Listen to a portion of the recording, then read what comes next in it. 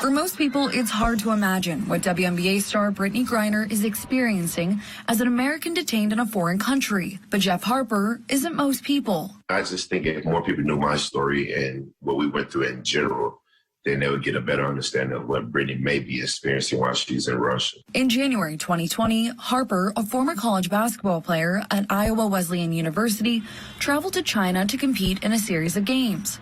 The goal, landing an international basketball contract. I was trying to get back into the game. Instead, he landed in the custody of Chinese authorities for roughly 8 months after breaking up an assault he had witnessed while walking one night in Shenzhen. Harper says the assailant left, but later appeared at a hospital and eventually died. The Chinese government took Harper into custody while they determined whether to charge him with causing death by negligence. I got very lucky. I actually found out where he was before the embassy or his even his lawyer. Harper spent much of his time in an RSDL, which means residential surveillance at a designated location. This is where I sleep.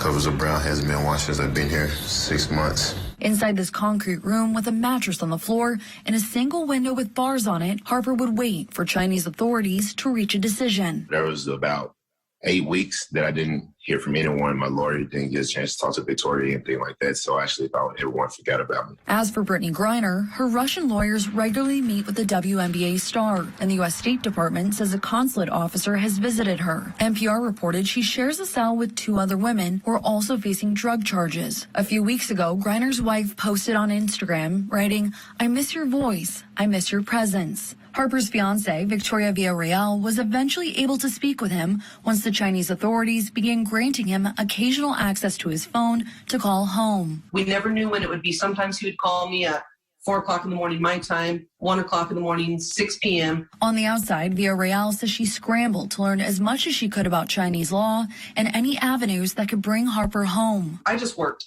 day and night, calling everybody that I could. On the inside, Harper tried to find ways to pass the time. Eating a mostly rice-based diet, he says he lost 45 pounds. But for the most part, my interaction with other humans was very limited. I did a lot of body weight exercises during that time and watched the planes go by. That was a big one for me. Praying, so sometimes it seemed like the days would never end. Now safely back in the States, Harper and his family say they want the U.S. government to do more when it comes to getting folks home. Do what you can to bring your citizens back to their home country and to their families. If you're really going to protect your people, protect them at all costs. Especially when it comes to the embassy's involvement. It'd be great if, if we had a little bit better system to where you knew where to start, number one. And number two, when you did call over to the embassy, because that's going to be your starting point, that they had more choices, options, and more information. In Griner's situation, fellow players and activists have been mostly declining to comment for fear publicity could hinder negotiations to get her out of Russia. The Harper family says they believe media attention would have been helpful in their case, but acknowledge concerns it could have backfired if it was seen as negative by China. I feel like if I would have been able to get it out there more, then it would have been easier for me to get him out. Definitely got to get the word out there. It does help. That pressure helps. It helps as long as it's positive pressure. Yep, because if it's negative, it's going to always backfire. As for Griner, Harper says he hopes she knows that people have not forgotten her. I understand you may have some built-up anger for the situation that's currently going on. Just know that your family loves you. There's people out there that's rooting for you to come home. It's tough.